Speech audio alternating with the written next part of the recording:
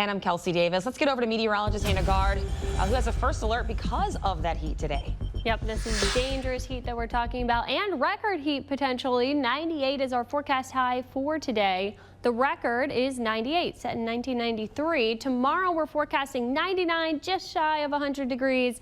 The record is 99, set in 2015. This is way above normal. Our average is 92, so we're really climbing above average for the next 2 days. Because of this, we have heat alerts in effect because we have those high temperatures and we have high dew points in the 70s and 80s. So extreme heat warning in effect for the areas along the Mississippi coastline and then directly around the lake. So all of the pink, that's heat index up to 115.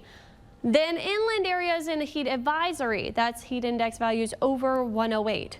The reason that there's a difference here is those inland areas might not have quite as high dew points in those peak afternoon hours, which would keep them just below that dangerous heat threshold, but still in that heat advisory. When you get over 112, that's a heat risk for everybody, not just sensitive groups. So you need to make sure you're taking heat precautions, even at night. If you're trying to get out there in the morning or the evening for a run, this is still dangerous heat, even when we don't have that sunlight really heating us up. Today, tomorrow, dealing with those heat index values around 110 to 115.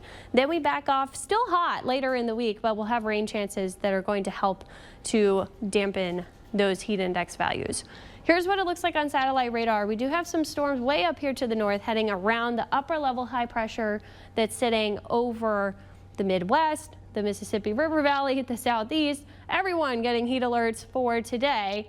We will see that high on the surface starting to shift to the west as we go throughout today and into tomorrow, and that's going to change the flow. Right now it's kind of coming from the north. We have light winds out there. We see maybe a shower or two, but calm winds for most of the day today.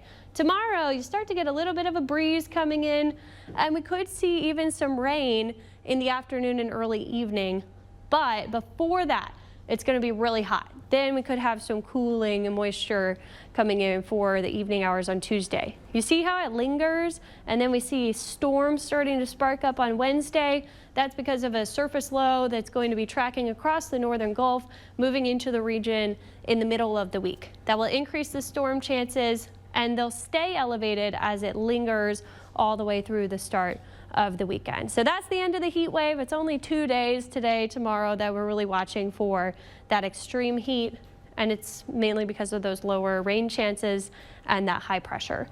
We go up to 60% Wednesday, Thursday, Friday, Saturday. It might be a little bit drier in the later half of the weekend because we will see a front approaching.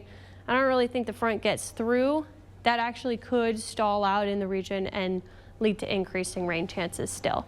National Hurricane Center saying no development expected in the tropics the next 7 days. We'd love to see that at the end of July into the early parts of August. Something that we've been watching, though, that the models are trying to grab onto and not really doing much with are these waves coming off the coast of Africa. So we're starting to see the wave train activate, but we still have a lot of Saharan dust. You can't have this dust out there.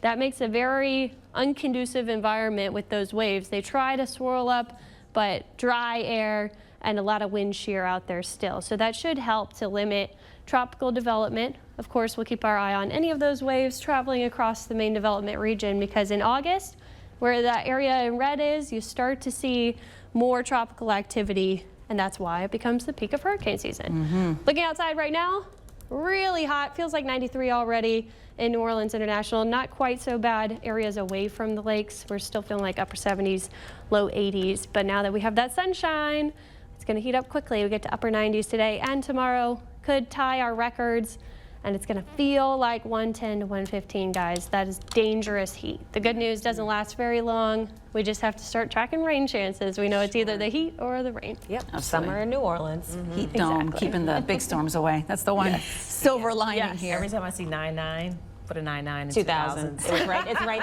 It's always right there. You said that earlier, and I was it's like, right there. every time. Stuck in my head.